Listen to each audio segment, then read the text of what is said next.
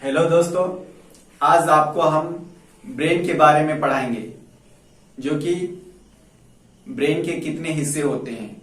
Brain का भाग बताएंगे आज, यानी टाइप्स ऑफ ब्रेन बताएंगे। ब्रेन, तो आज आपको हम ब्रेन के बारे में बताते हैं। चलिए बिना देर करते हुए पढ़ते हैं आज हम लोग ब्रेन, यानी टाइप्स ऑफ ब्रेन पढ़ते हैं। ब्रेन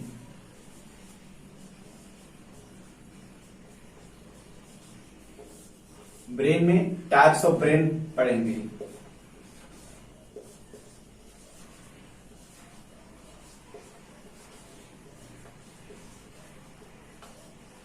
टाइप्स ऑफ ब्रेन, तो टाइप्स ऑफ ब्रेन यानी दिमाग का कितना हिस्सा होता है। तो दिमाग का 3 हिस्सा होता है। तो कौन कौन होता है, चलिए आपको बताते हैं।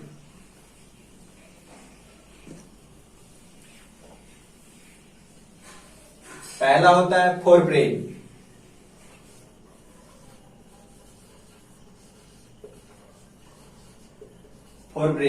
फोर ब्रेन मतलब होता है अग्र मस्तिष्क।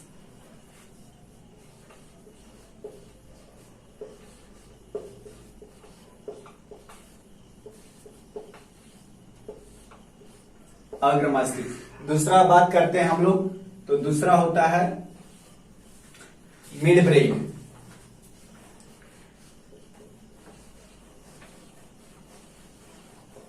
मिड ब्रेन यानी मध्य मस्तिष्क।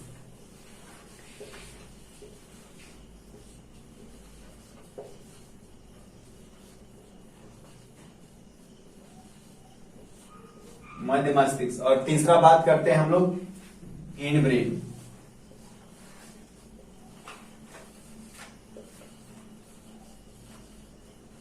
हिंड ब्रेन यानी पश्च मस्तिष्क।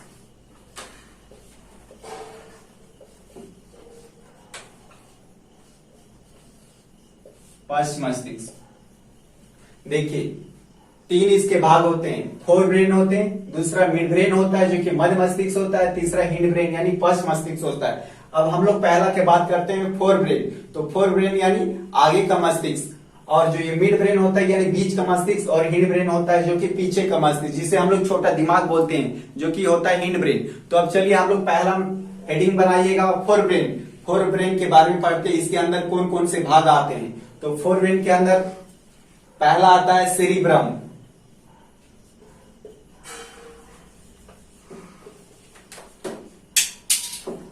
सेरिब्रम। दूसरा बात करते हैं हाइपोथैलेमस।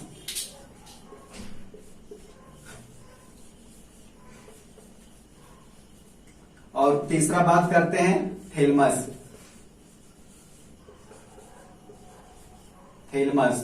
और मिड ब्रेन की बात करते हैं तो मिड ब्रेन में कोई भी भाग नहीं आते, सिर्फ मिड ब्रेन होता है। और तीसरा हिंड ब्रेन में बात करते हैं यानी पश्च मस्तिष्क में, तो इसके अंदर भी 3 भाग होते हैं। पहला बात करते हैं, तो पहला होता है सेरिबेलम। दूसरा होता है पोन्स, और तीसरा होता है मेडुला ओब्लंगाटा। Medulla oblongata. अब चलिए फोर ब्रेन के बारे में पढ़ते हैं। इसके 3 भाग होते हैं, सेरिब्रम होता है, हाइपोथैलेमस होता है और थैलेमस होता है। तो अब इसके बारे में हम लोग चर्चा करते हैं। इसका है फोर ब्रेन का है। फोर ब्रेन यानी अग्र मस्तिष्क का।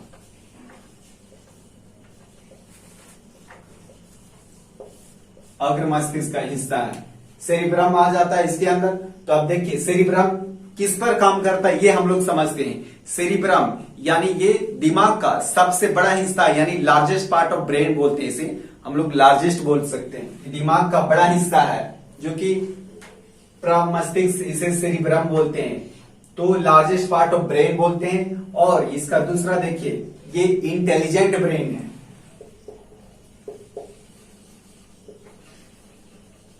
इंटेलिजेंट ब्रेन है। और तीसरा बात करते हैं, तो यही सेरिब्रम बताता है कि हम लोगों को क्या करना चाहिए, मुसीबत के वक्त कौन सा सॉल्यूशन निकालना चाहिए और उससे कैसे निकलना चाहिए, ये सब हमको सेरिब्रम बताता है।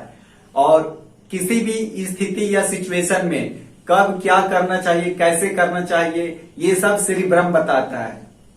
तो आप अच्छी तरह से समझ गए होंगे। अब दूसरा इसके भाग में बात करते हैं, जो कि फोरब्रेन का दूसरा हिस्सा है, वो हाइपोथैलेमस है। तो अब चलिए हाइपोथैलेमस के बारे में बताते हैं आपको। हाइपोथैलेमस ये भी दूसरा हिस्सा है, किसका है? फोरब्रेन का, हाइपोथैलेमस। अब हाइपोथैलेमस के बारे में हम लोग समझते हैं कि हाइपोथैलेमस किस पर काम करता है। तो देखिए, ये हमारे टेम्परेचर, यानी देखिए ये हमारे शरीर का टेम्परेचर को नियंत्रण करता है। दूसरा अगर बात करते हैं तो ये जो हाइपोथैलेमस है, ये हम लोगों को बताता है कि किस लड़की से प्यार हो रहा है। प्यार और प्यास, प्यास बताता है, प्यार बताया कि प्यार हो रहा है। इंसान के शरीर में काम करता है ये हाइपोथैलेमस, बताता है कि प्यार हो रहा है उस लड़की से, भूख लग रहा है, प्यास लग रहा है। और तीसरा ये बताता है, क्रश बताता है कि वो लड़की मेरा क्रश है। और चौथा अगर बात करते हैं तो ये मूड भी बताता है, मूड कि मेरा कैसा मूड है। और इंटरेस्ट भी बताता है, इंटरेस्ट भी बताता है। कौन? हाइपोथैलेमस।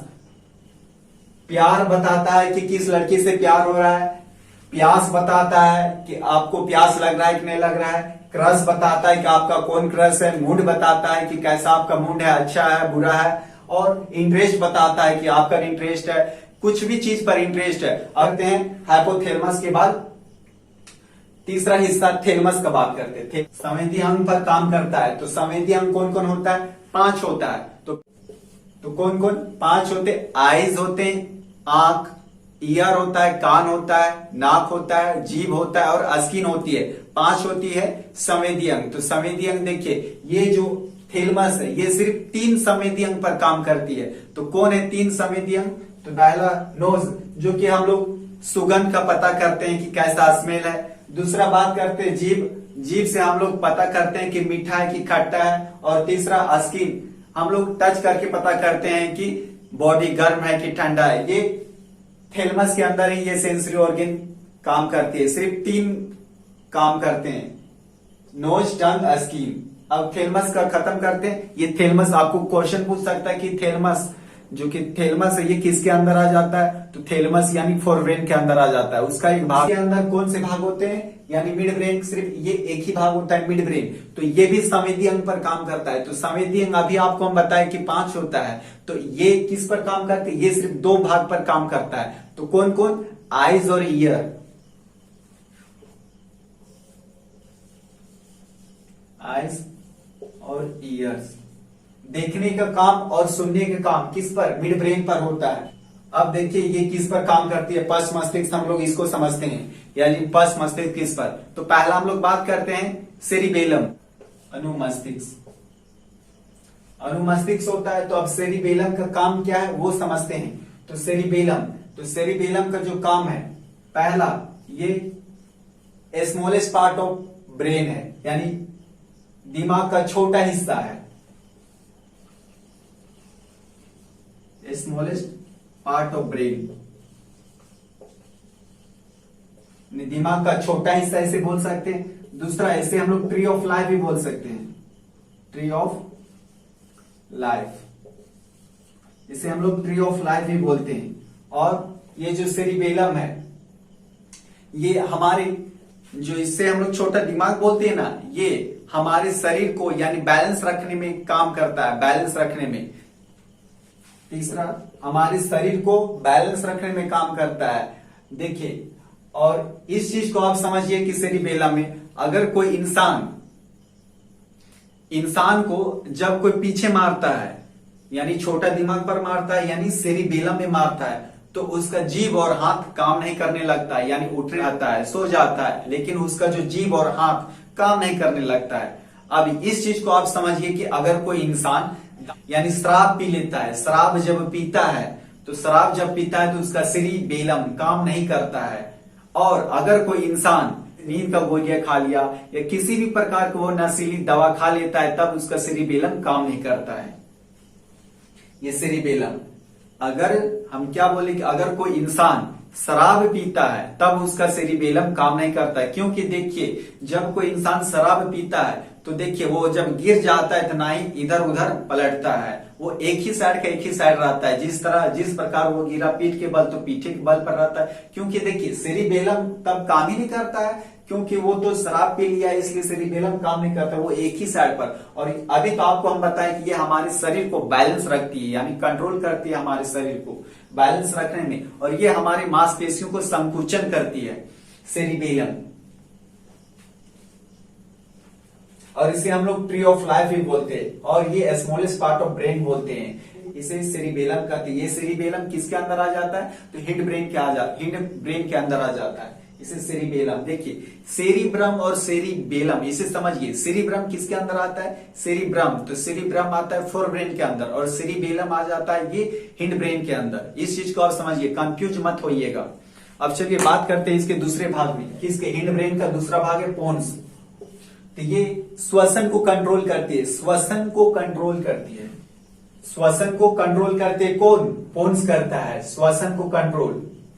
और अभी देखिए ये कंट्रोल करता है, और सांस किससे लेते हैं वो अभी हम आपको बताते हैं, जो कि इसका अगले भाग पर किस में होता है, मेडुला ओब्लंगाटा में होता है। उस चीज को आप अभी समझिए, मेडुला ओब्लंगाटा ये जैविक क्रिया है, फिजिकल एक्टिविटी। अब इसे हम लोग दो भाग में बांटते हैं, ठीक है, दो भाग में बांटते हैं। बायोलॉजिक से हम लोग रोका नहीं जा सकता है, हिचकी को आप रोक सकते हैं, नहीं रोक सकते। जो इंसान खराटे ले सकता है, खराटे जैसे लेता है, तो खराटे को क्या रोक सकते हैं, नहीं रोक सकते। वोमिटिंग का आना, उसे आप रोक सकते हैं, नहीं रोक सकते। इन सबको नहीं रोका जा सकता है। पहला खराटे का बात करते हैं, खराटे, दूसरा हिचकी, तीसरा वोमिटिंग, उल्टी, चौथा बात करते हैं। तो चौथा देखिए पलक का झपकना, इसे हम लोग रोक सकते हैं, नहीं रोक सकते हैं। यानी चौथा पलक का झपकना,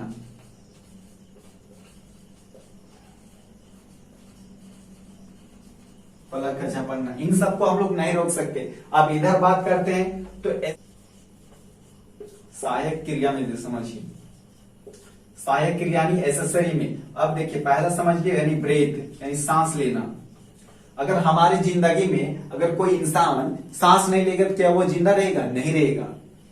खून को साफ करना, ये चीज होती है सहायक क्रिया में। पहला ब्रेथ, दूसरा दिल का धड़कना, तीसरा पाचन, और चौथा खून को साफ करना, ये सब होता है सहायक क्रिया में। तो किसके अंदर होता है, मेडुला ओब्लंगाटा के अंदर होता है। और ये वाइटल एक्टिविटी जिसे हम लोग रोक नहीं सकते। देखिए इसके अगर किसी भी इंसान के अंदर ये चीज नहीं आ गई तो भी चलेगा, लेकिन इसका होना बहुत जरूरी है। सांस लेना, दिल का धड़कना, पाचन शरीर में होना, खून का साफ करना, ये जो होना बहुत जरूरी है। तो चलिए मेडुला ओब्लंगाटा खत्म होता है। ब्रेन, लेकिन पार्ट्स ऑफ ब्रेन इसे ना बोलकर इसे हम लोग बोलते हैं ऑफ सेरिब्रम बोलते हैं, क्योंकि ये हिस्सा है किसका, लोब्स का हिस्सा है सेरिब्रम में। देखिए अब इस चीज को हम लोग समझते हैं सेरिब्रम में, इसे हम लोग लोब्स ऑफ सेरिब्रम बोलेंगे। तो देखिए लोब्स ऑफ सेरिब्रम का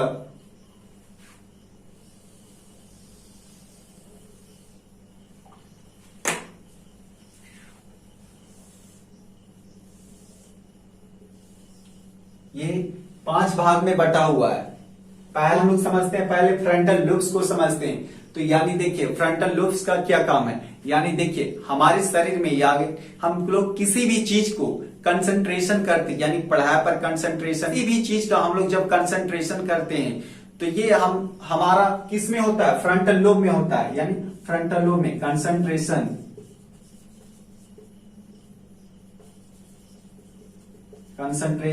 ये हमारा विल पावर भी काम करता है, विल पावर बढ़ाने का, हमारे लक्ष्य में भी काम करता है। किसमें, फ्रंटल लोब्स में ये सब होता है, विल पावर, एम, ये सब फ्रंटल लोब्स में होता है। और इसमें ओसिपिटल लोब्स में बात करते हैं, ओसिपिटल लोब्स में ये विजुअलाइजेशन करता है। आप किसी भी चीज को यानी सोच सकते हैं कि, अनुमान लगा सकते हैं कि ये चीज पॉसिबल हो सकता है, यानी विजुअलाइजेशन कर सकते हैं, विजुअलाइजेशन।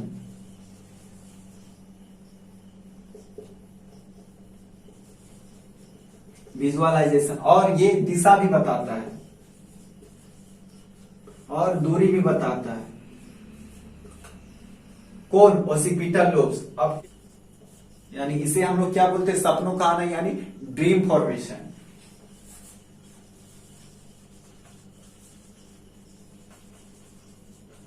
Dream formation. अब पेरेंशियल लोब्स की बात करते हैं तो पेरेंशियल लोब्स देखिए, हम लोगों का गार्जियन क्या चाहते हैं कि मैथ्स और रीजनिंग में बच्चा तेज हो, तो मैथ्स और रीजनिंग इसे बोलते हैं किसको, पेरेंशियल लोब्स को।